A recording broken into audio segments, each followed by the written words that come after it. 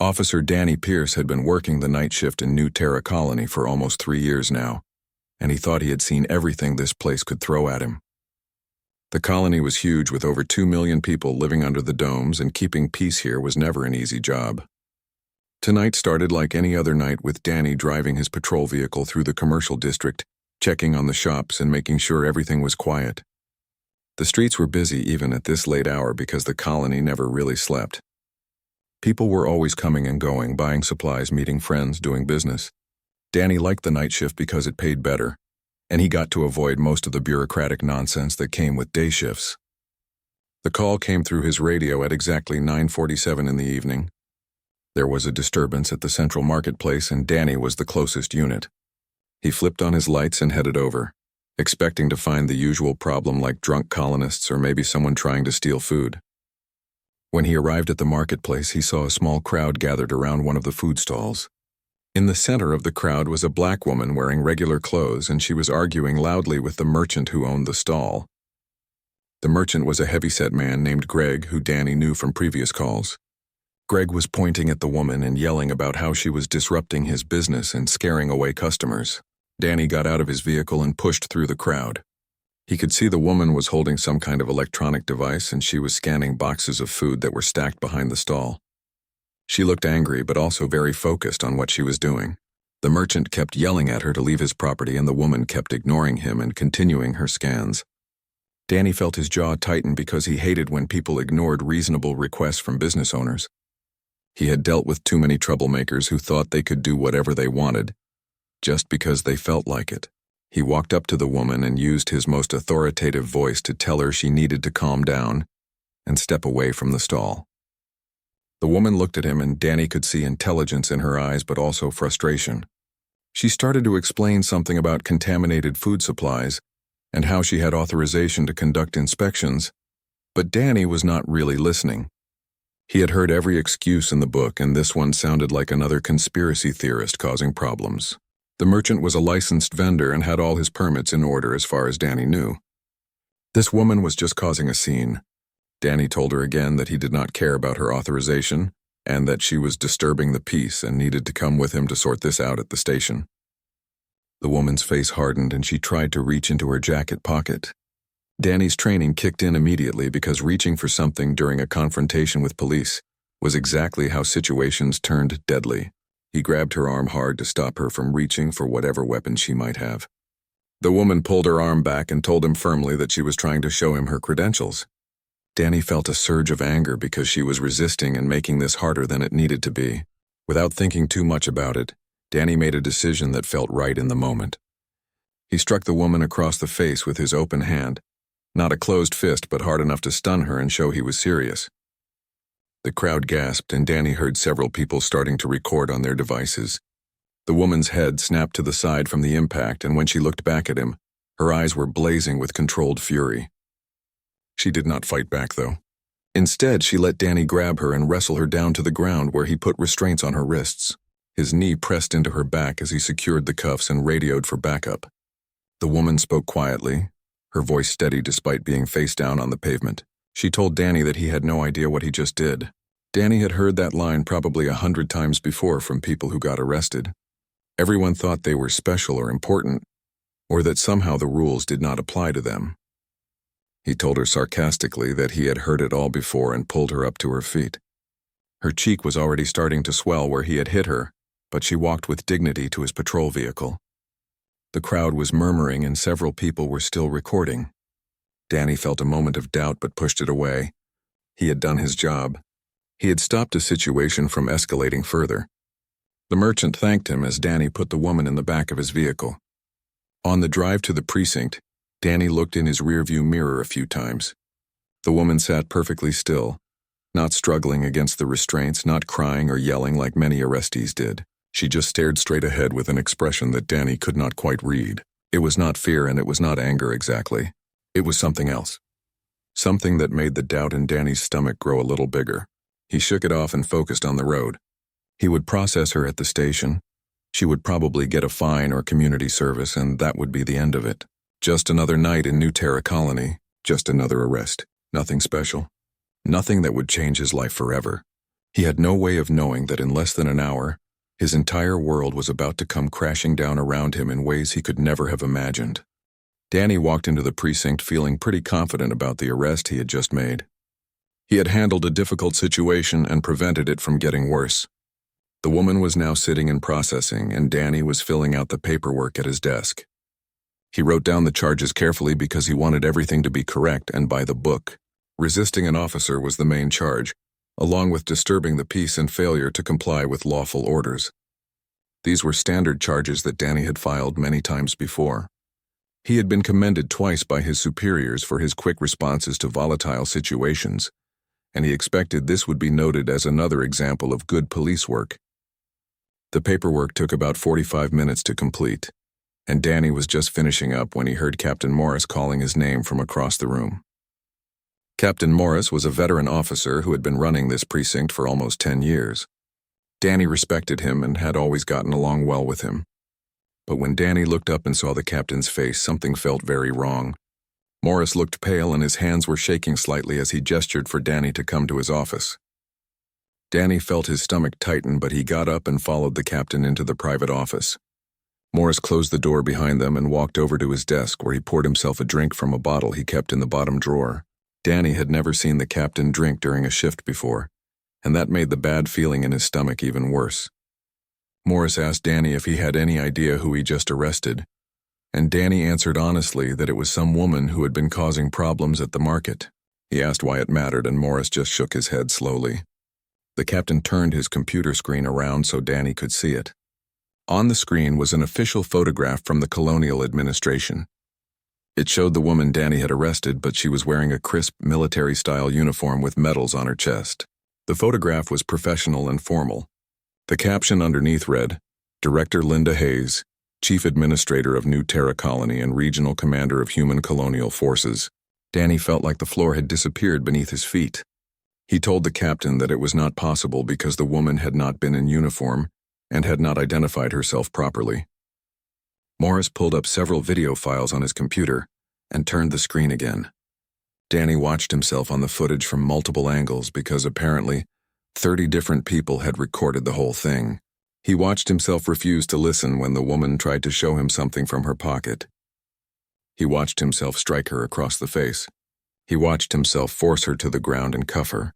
Every angle showed the same thing, and Morris told him quietly that the footage was already everywhere on the Colonial Network. People were sharing it and commenting on it, and the news stations had already picked it up. Danny felt like he might throw up. Morris explained carefully that Director Hayes was not just Danny's boss in some distant bureaucratic way. She commanded the entire Colonial Defense Force, which included the military and all law enforcement. She ran the civilian government and made decisions that affected every single person on New Terra. She answered directly to Earth's Colonial Council and had authority over everything that happened on this planet. Danny had not just arrested some random administrator. He had assaulted the single most powerful human being in this entire sector of space.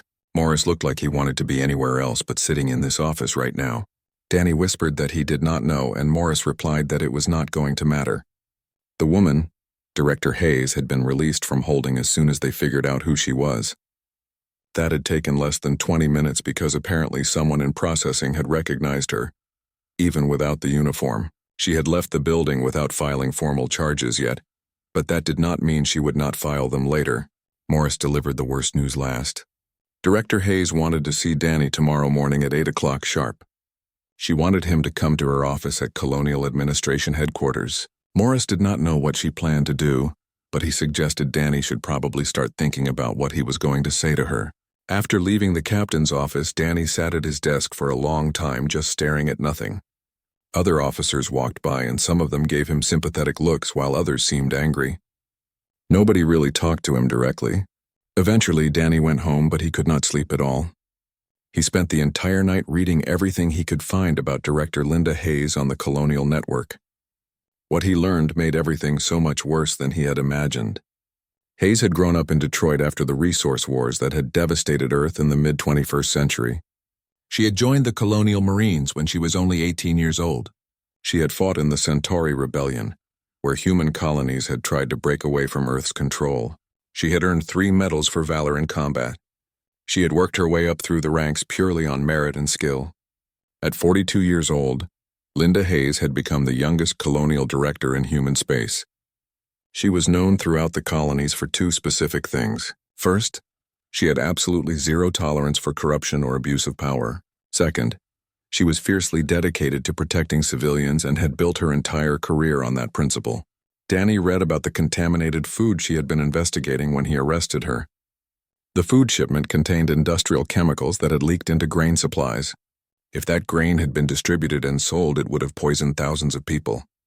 Hayes had been conducting a surprise inspection because she had intelligence that something was wrong. She had potentially been saving lives when Danny had assaulted her for doing her job. The media coverage was brutal. Headlines read things like "Human Officer Assaults Black Superior" and "Colonial Director Beaten During Safety Inspection." One editorial that Danny read was titled "Humanity's Shame When Our Protectors Become Predators." His phone kept buzzing with messages. Some were from fellow officers who said they supported him and that he could not have known who she was. Others were from officers who were furious and said he had made every cop in the colony look bad. His sister called him crying and asked if the video she had seen was really him hitting that woman. Danny did not know what to tell her. At 7:30 in the morning, Danny put on his dress uniform and headed to Colonial Administration headquarters. Whatever was about to happen, he would face it. The Colonial Administration building was the tallest structure in New Terra Colony, and it dominated the skyline like a monument to human achievement. Danny had driven past it thousands of times but had never actually been inside. The lobby was impressive with high ceilings and walls made of stone imported from Earth at enormous cost. Security guards checked his identification 3 times before allowing him to enter the elevator that would take him to the top floor where Director Hayes had her office. The elevator ride felt like it took forever, even though it was probably only a minute or two. Danny's heart was pounding and his palms were sweating. He kept trying to think of what he would say, but every explanation he came up with sounded pathetic even to himself. The elevator doors opened onto a quiet hallway with thick carpet that absorbed all sound. A secretary sat at a desk outside a set of large wooden doors, and she looked at Danny with an expression that was completely neutral and professional. She told him that Director Hayes was expecting him and that he should go right in. Danny walked to the doors and knocked once before entering. The office beyond was enormous, with floor-to-ceiling windows that offered a view of the entire colony. He could see the purple-tinged grasslands that surrounded the city domes and the artificial rivers that terraforming engineers had created. In the distance, massive atmospheric processors shimmered in the morning light. These machines made this alien world breathable for humans and kept everyone alive. Director Hayes sat behind a desk made from earth oak, which was an incredible luxury on a colony world where every kilogram of cargo from Earth cost a fortune. She was wearing her full uniform now with 3 stars on her collar that marked her rank as colonial director. Her left cheek had a visible bruise where Danny had struck her. The bruise was dark purple and looked painful. Hayes did not stand when Danny entered, and she did not offer him a seat. She just looked at him with dark eyes that seemed to see right through him. Danny stood at attention and waited for her to speak. The silence stretched out for what felt like a very long time. Finally, Hayes told him to sit down, and Danny gratefully took the chair across from her desk. Danny tried to start his apology immediately because he had rehearsed it in his head all night. He wanted to tell her how sorry he was and how he had made a terrible mistake. But Hayes held up one hand and told him that she would do the talking right now. Her voice was calm but had an edge to it that made Danny keep his mouth shut. She asked him if he knew why she had been in civilian clothes at the marketplace. Danny admitted that he did not know. Hayes explained that merchants got nervous when officials showed up in uniform, and they tended to hide things or clean up problems before inspections could find them. She had been conducting a surprise inspection based on intelligence that someone was importing contaminated food from the outer colonies. The food that Hayes had been scanning contained traces of something called xenomycin, which was a fungal toxin from tau ceti that sometimes contaminated grain supplies. In humans, xenomycin caused progressive neural degeneration, which meant brain damage that got worse over time. There had been 53 crates of contaminated grain in that warehouse. If that grain had been processed and sold, it would have poisoned approximately 40,000 people. Hayes had been trying to prevent a catastrophe. She had been doing her job and protecting the colony. Danny felt like he was going to be sick. Hayes continued speaking and told Danny that he had every way of knowing who she was. She had tried to show him her credentials. She had tried to explain what she was doing. Danny had not listened because he had seen a black woman arguing and had decided she was the problem.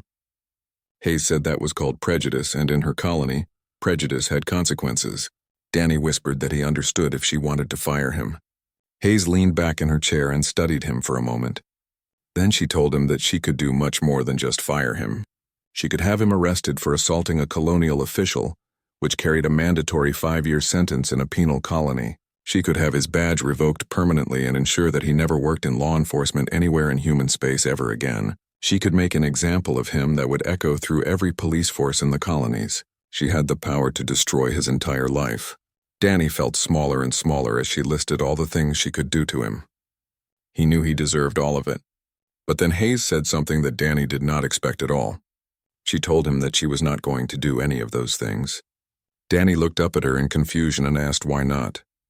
Hayes tapped her desk and a holographic display appeared in the air between them. It showed a 3-dimensional star chart of the local cluster, with dozens of red markers spreading across the map like a disease. Hayes explained that 3 months ago, they had detected anomalous signals from the Perseus sector. 2 months ago, the colony on Kepler 186F had gone silent and stopped responding to all communications. Last month, 2 more colonies had lost contact. Yesterday, they had received a distress call before communications were cut off completely. The message had been only 4 words long. They're not like us. Danny stared at the spreading red markers on the holographic map. He asked who was not like us. Hayes told him that they did not know yet, but every instinct that humanity had developed over millions of years of evolution said that they were about to face something that made their internal problems look pathetically small. The Colonial Council was scrambling to organize a defense, but human forces were spread thin across 100 worlds. They needed every capable person working together. Hayes stood and walked over to the windows. She looked out at the colony below and spoke without turning around. She asked Danny if he knew what humanity's greatest weakness was. Before he could answer, she told him, humans were tribalistic. They divided themselves by race, religion, planet of origin, and social class. Humans had been doing this for thousands of years of recorded history. When they met something truly alien, truly other, that tendency could destroy them. Hayes turned back to face Danny. She asked him if he knew what humanity's greatest strength was. When humans finally did unite, when they put aside their differences and worked together, they were unstoppable. Humans had terraformed dead worlds and built civilizations in the void between stars. Humans had survived wars and plagues and extinction events. When humans finally decided to act as one species, they became the most formidable force in the galaxy. Danny asked what any of this had to do with him. Hayes walked back to her desk and told him that it had everything to do with him, because she was about to offer him a choice. Danny waited to hear what that choice would be. Part 4. Hayes pulled up Danny's complete service record on her computer and studied it for a moment before speaking. She told him that he had been an officer for 3 years. His marks for quick thinking were good, and his physical fitness scores were excellent. He had 73 commendations from civilians who had written in to praise his work. But he also had 16 complaints for excessive force. All of those complaints had been dismissed or cleared by internal reviews, but the pattern was troubling. Hayes said that Danny had a pattern, and she described it clearly. He escalated situations when he should de-escalate them. He assumed threats existed where there were none. Yesterday, that pattern had led him to assault his commanding officer. She closed the file and looked at Danny directly. Hayes explained that she was offering him a choice between 2 options. Option 1 was simple. She would fire him. He would go home to Earth, find work doing something else, and live with the knowledge that he had failed when humanity needed him most. His career in law enforcement would be over, and he would spend the rest of his life wondering what might have been different. Option 2 was more complicated. Danny would accept a demotion to probationary status. He would undergo intensive retraining in both cultural sensitivity and first contact protocols. He would work directly under Hayes' supervision on a special task force she was assembling.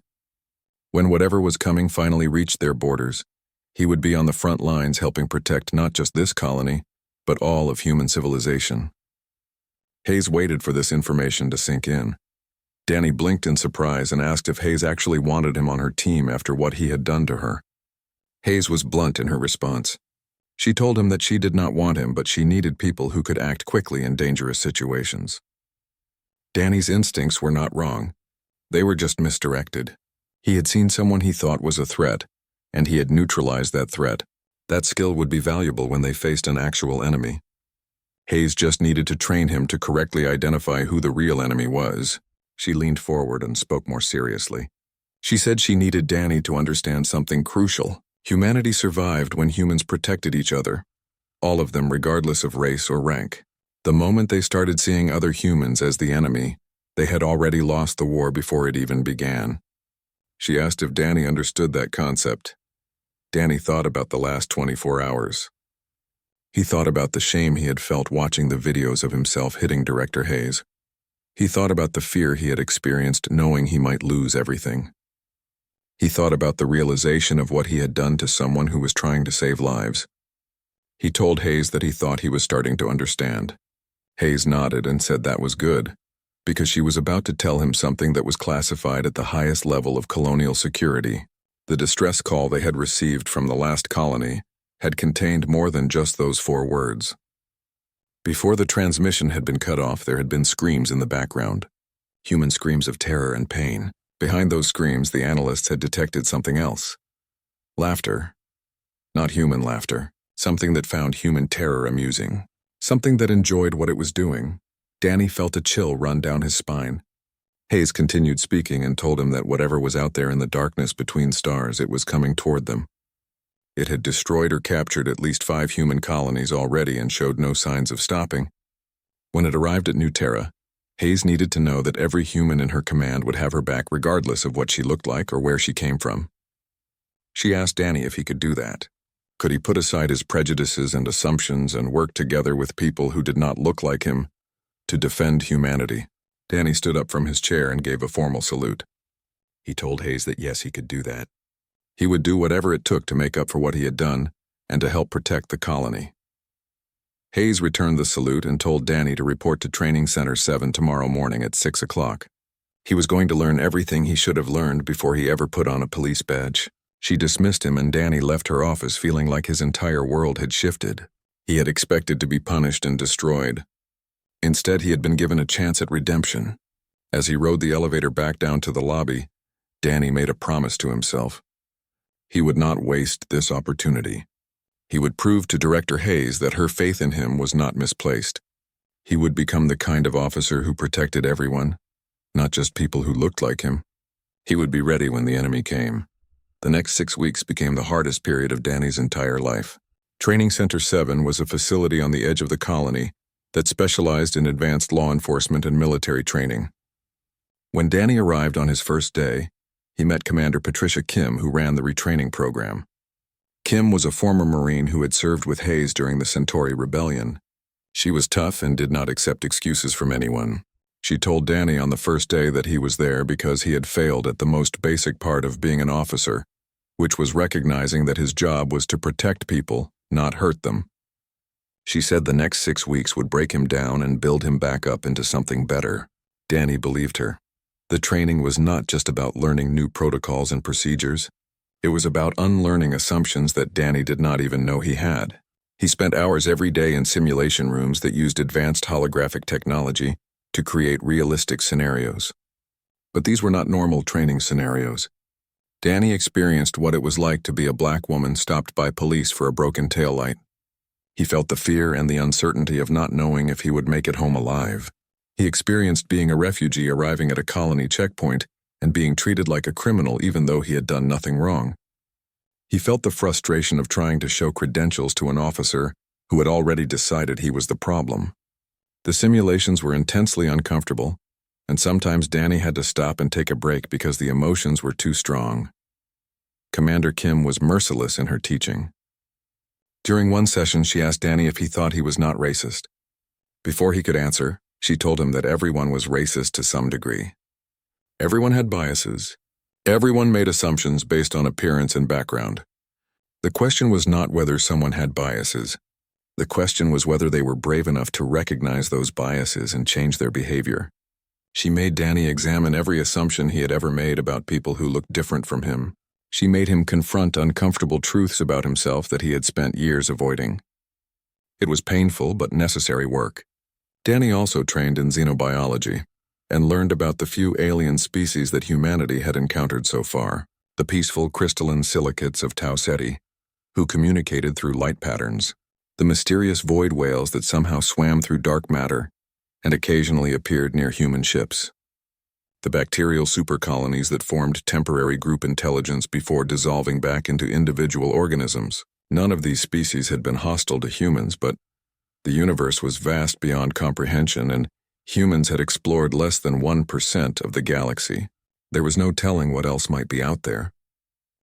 Part 5-8 night after training, Danny would return to his small apartment exhausted both physically and mentally.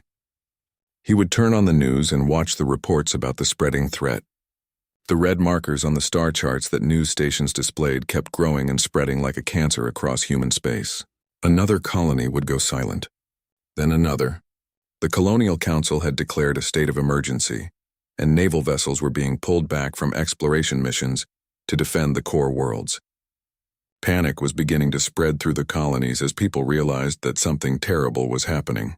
There were protests in some cities demanding that the government do more to protect them. In other places, people were trying to flee to what they thought were safer colonies.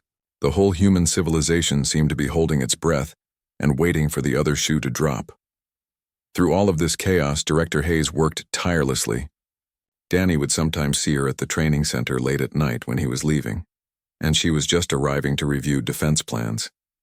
He would see her in news broadcasts, always calm and professional, coordinating with other colonial directors and military commanders.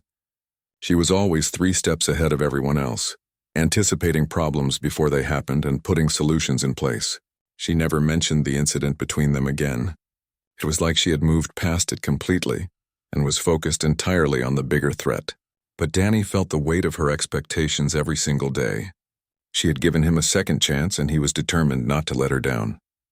On the final day of his retraining program, Commander Kim called Danny into her office. She told him that he had passed the program, but just barely.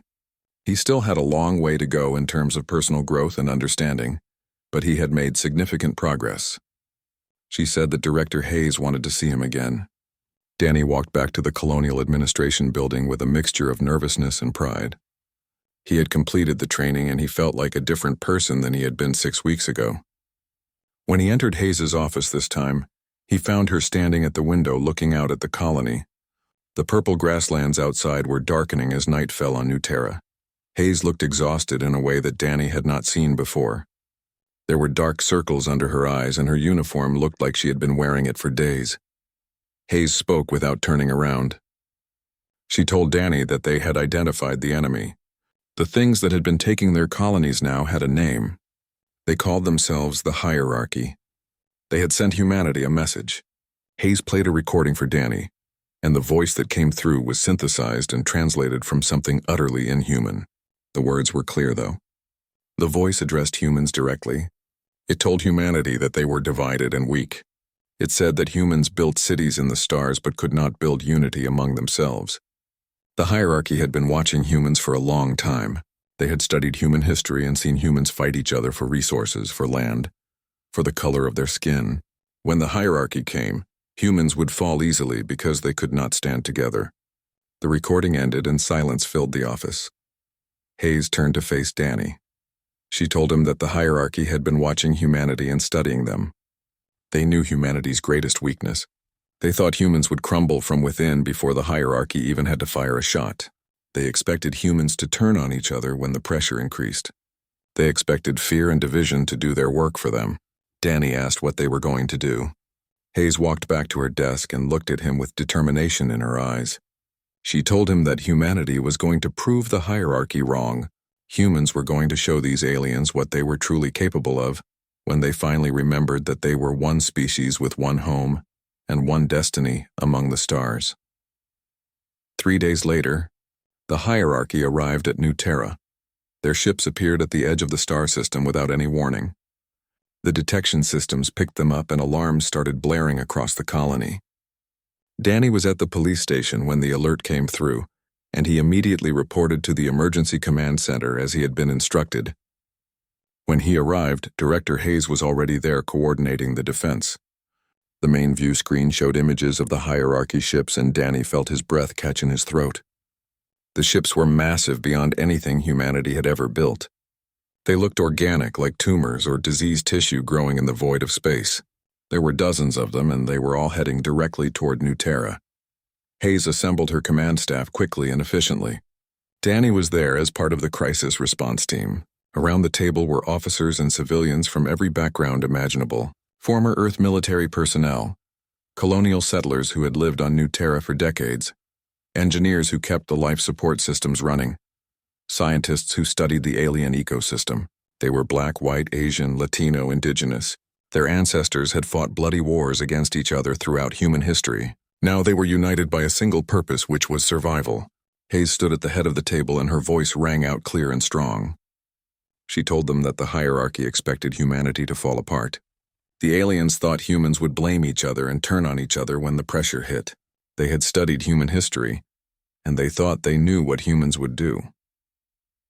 Hayes looked around the table and made eye contact with each person there. She told them that the hierarchy did not know what humans became when they finally remembered that they were one species and one family. The aliens did not know what humans were capable of when they stood together. She said that humanity had survived ice ages and supervolcano eruptions. Humans had survived world wars and nuclear weapons and climate collapse. Humans had terraformed dead worlds and built civilizations in places where life should not exist. Every single time humanity had been pushed to the edge of extinction, they had found a way to survive and adapt and grow stronger. The hierarchy was about to learn that lesson the hard way. Hayes gave out assignments and everyone moved to their positions. The defense of New Terra was about to begin. The first hierarchy ships entered orbit around New Terra and immediately began their attack.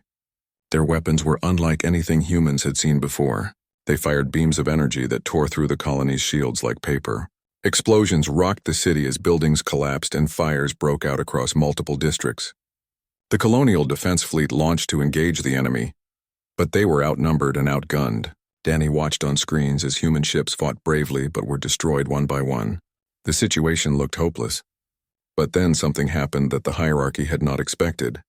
Humans started fighting back with creativity and desperation. Engineers rigged mining explosives that were normally used for asteroid operations into makeshift missiles. They launched these weapons from cargo haulers and transport ships. The explosives were not designed for combat, but they worked well enough to damage the hierarchy vessels. Civilians volunteered for evacuation teams and rescue operations. They ran through bombardment and fires to carry wounded people to safety. They did not care about the race or background of the people they were saving. They just saw other humans who needed help. Danny was assigned to coordinate rescue operations in the commercial district. He worked alongside officers and civilians he had never met before. A young Asian woman who ran a restaurant helped him pull survivors from a collapsed building. An elderly black man who had been a Marine decades ago organized a bucket brigade to fight fires. A Latino teenager used her personal drone to scout ahead and find safe paths through the rubble. They all worked together without thinking about their differences. Part 7. The weeks following the battle were filled with both grief and hope. The colony counted its dead, and the number was staggering. Over 15,000 people had been killed during the hierarchy attack. Entire families had been wiped out. Neighborhoods had been destroyed. The economic damage would take years to repair. Memorial services were held across the colony, and people mourned together regardless of their backgrounds. Danny attended several services for officers and civilians he had worked with during the battle. Some of them he had known for years. Others he had only met during those desperate days of fighting. But each loss hurt and reminded everyone of what they had survived together. At the same time, there was a sense of unity that had never existed before. The old divisions and prejudices had not disappeared completely, because changing deep-rooted biases took time and effort. But they mattered less now. People had seen what could be accomplished when humans worked together. They had experienced fighting side by side with people who looked different from them. They had saved each other's lives and been saved in return. That kind of shared experience created bonds that were hard to break. Danny noticed it in small ways. People were more patient with each other, more willing to listen, more willing to help. The marketplace where Danny had arrested Director Hayes was being rebuilt, and people from every community in the colony volunteered. To help with the construction, Director Hayes threw herself into the recovery effort with the same energy. she had brought to the defense. She worked with other colonial directors to coordinate relief supplies and share resources between colonies. She pushed the Colonial Council on Earth to send more support for reconstruction. She met with community leaders and business owners and ordinary citizens to understand what they needed. She was everywhere at once, it seemed, always working, always planning for the next challenge. Hayes also began implementing new protocols and training programs based on what they had learned during the battle. Every law enforcement officer in the colony would now undergo the same cultural sensitivity training that Danny had completed. Every officer would spend time experiencing simulations that showed them what it felt like to be on the other side of power. Danny continued to work under Hayes's direct supervision as part of the crisis response team. He helped develop new emergency procedures and trained other officers in the lessons he had learned. He found that he was good at teaching when he approached it with humility and honesty. He did not try to hide his past mistakes. Instead, he used them as examples of what not to do. He told other officers about the night he had arrested Director Hayes and how his assumptions and prejudices had nearly cost him everything. He explained how the training had opened his eyes to biases he did not even know he had. Some officers responded well to this approach. Others were defensive and resistant. Danny understood their reactions because he had felt the same way at first. Change was hard and uncomfortable, but it was necessary. The hierarchy did not return to New Terra, but they continued to be a threat throughout human space. More colonies reported attacks and several more went silent. The pattern was clear. The hierarchy was testing human defenses and looking for weaknesses. They were learning from each encounter just as humans were learning from them. The Colonial Council finally did what Hayes and other directors had been urging them to do for months. They created a unified human defense force that combined military units from multiple colonies. This was a revolutionary change because colonies had always maintained independent military forces. The politics of getting everyone to agree to unified command had been complicated and messy, but the threat from the hierarchy made it necessary. Director Hayes was appointed as Supreme Commander of the Colonial Defense Forces. It was a new position with unprecedented authority. She would coordinate the defense of all human colonies and have command over military units from dozens of worlds. Some people on Earth and in other colonies grumbled about giving so much power to one person, but Hayes had proven herself during the Battle of New Terra. She had shown that she could lead diverse groups of people and make the hard decisions that saved lives. The appointment was announced 6 weeks after the battle, and Hayes gave a speech that was broadcast to every human colony.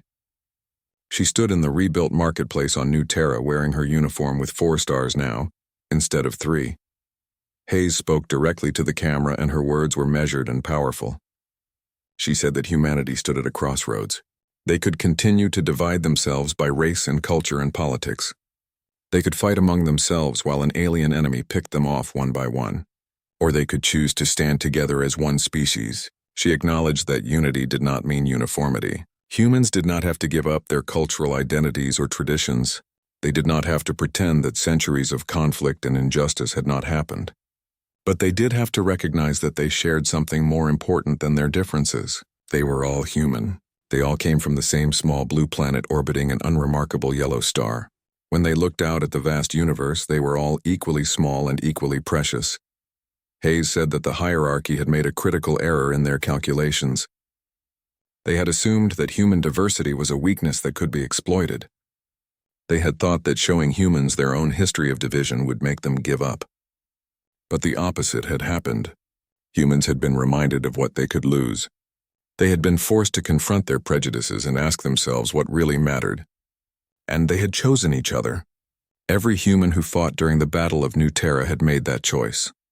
Every person who pulled a stranger from rubble or shared their last bit of food or risked their life to save someone who did not look like them had made that choice. That was humanity's true strength, not their technology or their weapons or their numbers. Their willingness to stand together when it mattered most. The speech resonated across human space. It was played and replayed millions of times. People debated it and discussed it and argued about it, but underneath the debates something fundamental had shifted. People started seeing themselves as human first and everything else second. It did not happen overnight and it did not happen everywhere equally. There were still incidents of racism and prejudice. There were still people who clung to old hatreds and divisions, but the trend was clear. Humanity was beginning to unite in a way it never had before. New colonies that were founded after the battle were deliberately diverse with settlers from multiple Earth cultures, working together from the start. Children in schools learned about human unity as a core value. The shared threat had created a shared identity. Danny watched all of this happening and felt a strange mixture of emotions. He was proud to be part of it, but also aware of how close they had come to disaster. If the hierarchy had attacked a few months earlier before Hayes had time to coordinate with other colonies, New Terra would have fallen. If the reinforcements had arrived just a few hours later, the outcome would have been different. Humanity had been lucky, but luck was not a strategy. They needed to be prepared for when the hierarchy returned, because everyone knew they would return eventually. The aliens had retreated, but they had not been destroyed. Somewhere out in the darkness between stars, they were regrouping and planning their next move. Humanity had to be ready. Part 6. The bombardment continued for hours, and the colony's defenses were being pushed to their absolute limit. Every time a shield generator was destroyed, engineers worked frantically to bring backup systems online. Every time a weapon battery was knocked out, crews rushed to repair it or rig something else that could fire at the enemy. The hierarchy ships kept coming and kept firing, but humans refused to give up. Danny saw acts of incredible courage and sacrifice throughout that first day. He saw a mother shield her children with her own body when a building collapsed. He saw an old man refuse to evacuate because he was operating a critical water pump that kept thousands of people supplied. He saw teenagers forming chains to pass supplies through dangerous areas where vehicles could not go. Director Hayes was everywhere during the battle. She was not safe in a bunker somewhere giving orders remotely. She was on the ground in the streets, coordinating the defense and refusing to abandon her people. Danny saw her personally directing fire crews when an important hospital caught fire. He saw her pulling wounded civilians out of rubble with her own hands. At one point during the first day, Danny was helping evacuate a school when he heard the distinctive sound of a hierarchy assault craft coming in low over the buildings. These smaller attack ships were hunting for groups of humans and destroying them with precision weapons. The assault craft came screaming over the school and everyone scattered for cover. But Hayes stood in the middle of the street with a heavy plasma rifle that she had taken from a destroyed defense turret. She aimed carefully as the assault craft made its attack run and fired 3 shots. The first 2 shots missed, but the third one hit the craft's engine. The assault craft spun out of control and crashed into an empty warehouse a few blocks away. The explosion was enormous, and Danny felt the heat wave wash over him even from that distance. Hayes lowered the rifle and calmly continued directing the evacuation, like nothing unusual had happened. That moment was captured on video by someone's emergency communicator, and it spread through the colony's network within minutes. People saw their leader fighting alongside them, and it gave them hope. If Director Hayes was not giving up, then they would not give up either. The first day of the battle ended with massive damage to the colony, but with human forces still holding. The hierarchy had expected an easy victory, but they had underestimated human determination. During the night, Hayes called an emergency meeting of all senior staff. Danny was there along with dozens of others. Everyone looked exhausted and many had injuries. Hayes stood in front of a tactical map and explained the situation clearly.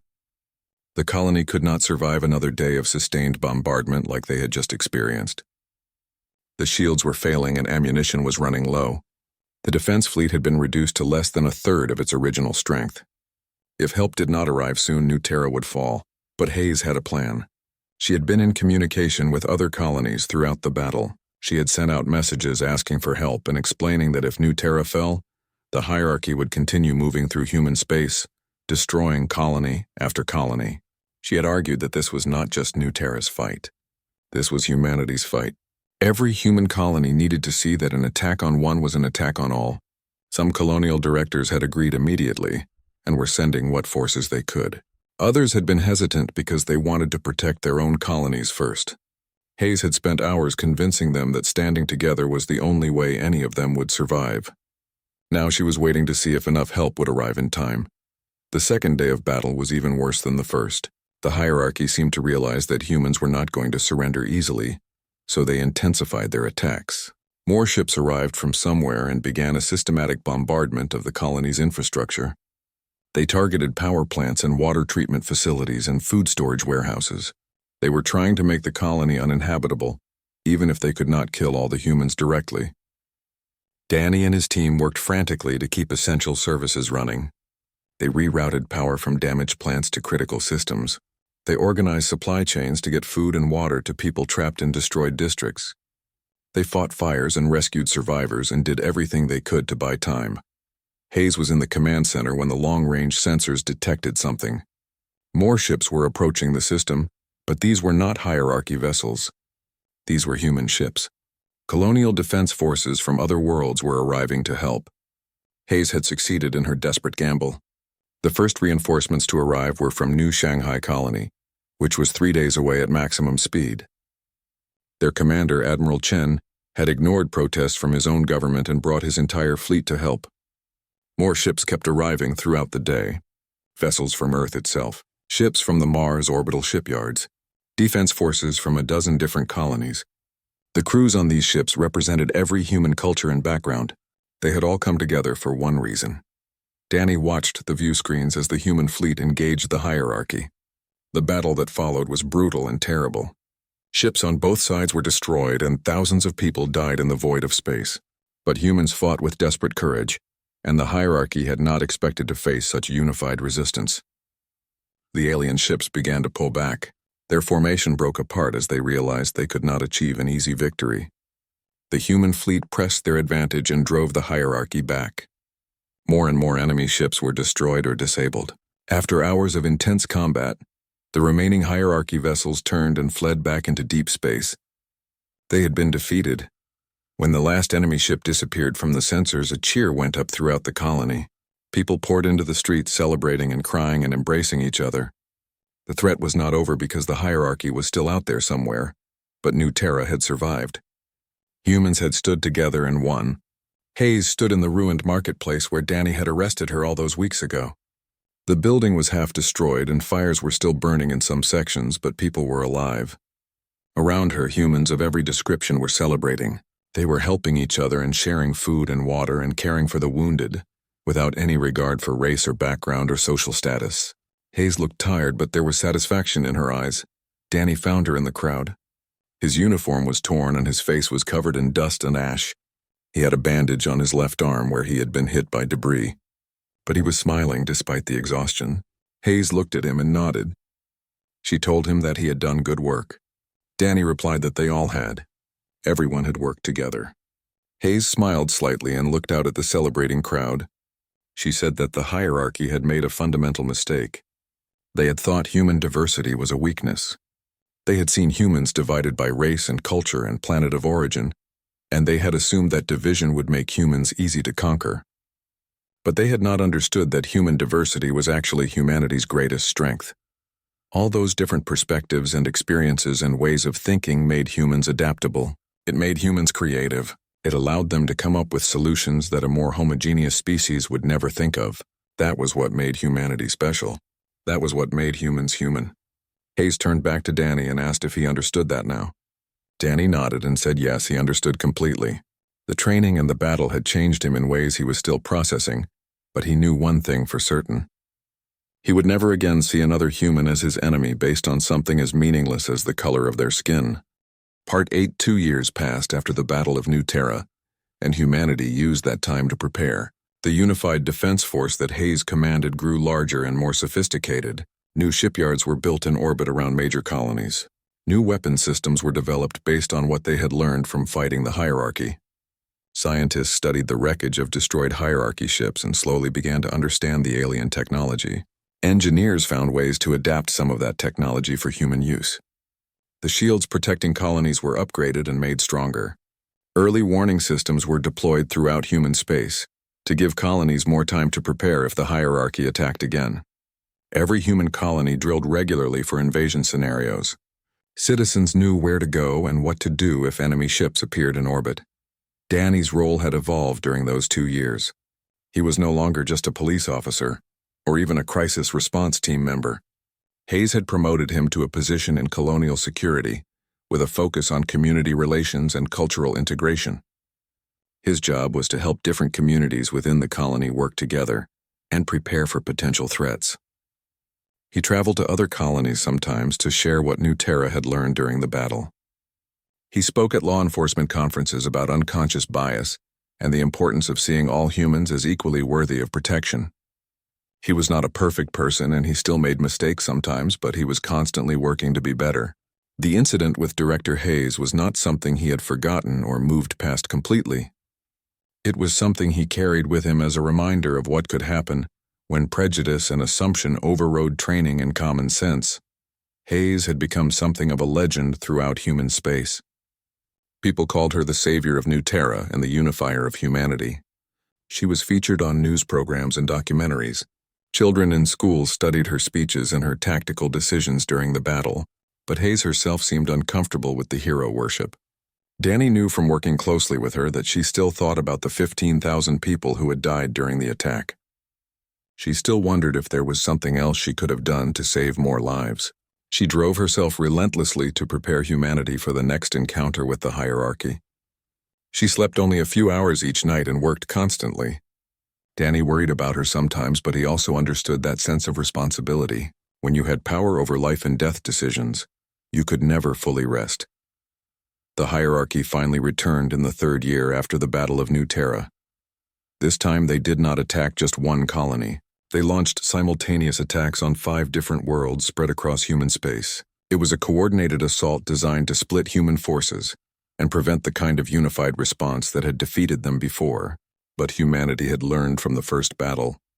The Unified Defense Force was able to respond quickly to all 5 attacks. Ships were dispatched from nearby colonies to reinforce the defenders. The battles were fierce and brutal, but in each case humans held their ground. The hierarchy had expected their multi-pronged strategy to overwhelm humanity, but instead they found determined resistance everywhere they attacked. After weeks of intense fighting, the hierarchy forces withdrew again. They had failed to take even a single colony. The victory was celebrated, but Hayes warned that the war was far from over. The hierarchy was learning and adapting just as humans were. Each attack revealed new tactics and new weapons. The aliens were testing human defenses and probing for weaknesses. They would keep coming back until they either conquered humanity or were destroyed. Hayes pushed for more aggressive strategies. She argued that humanity could not just play defense forever. They needed to find out where the hierarchy came from and take the fight to them. The Colonial Council was divided on this approach. Some directors agreed that offense was necessary. Others argued that humanity should focus on defending what they had, rather than risking forces on exploration into unknown territory. The debate continued for months while the hierarchy remained quiet. During this time, Danny received an unexpected assignment.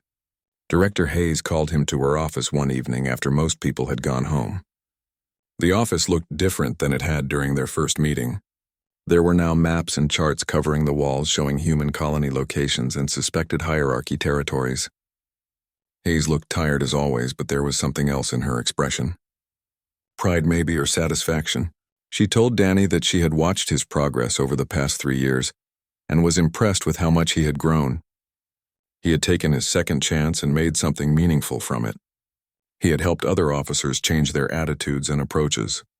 He had built bridges between communities that had been divided. He had become the kind of person that humanity needed more of. Hayes told Danny that she was forming a special unit that would make first contact with new species as humanity, expanded into unexplored regions of the galaxy. The unit would be composed of people from diverse backgrounds who understood the importance of cultural sensitivity and open-mindedness. They would be humanity's ambassadors to the unknown. If humans encountered other alien species, this unit would be the first to interact with them. The goal was to avoid making enemies unnecessarily and to build alliances that might help in the fight against the hierarchy. Hayes wanted Danny to be part of this unit. She said his personal journey from prejudice to understanding made him uniquely qualified to help others navigate cultural differences. She asked if he was interested in the position.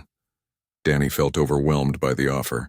3 years ago, he had been a patrol officer who thought he had everything figured out. Now he was being asked to represent humanity to alien species. The change felt impossible, and yet it also felt right somehow. He asked Hayes why she had faith in him after what he had done to her. Hayes smiled slightly and gave him an answer he had not expected. She said that she believed in second chances and redemption. Everyone made mistakes. What mattered was what people did after they realized they had made a mistake.